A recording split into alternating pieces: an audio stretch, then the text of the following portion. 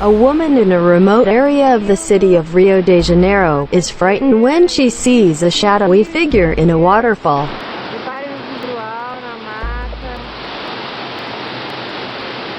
Agora o melhor de tudo é essa queda d'água. Muita água. Muita força. Uhul! Ih, caraca! Tem uma coisa ali. Caraca, apareceu um cara ali no meio da água. Mozinho! Mozinho, você viu o cara no meio da água?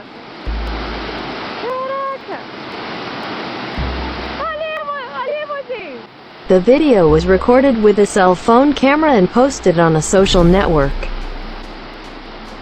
Tem alguma coisa lá no meio da água. Apparently the figure resembles a silhouette of a man on the rocks but soon disappears into the water.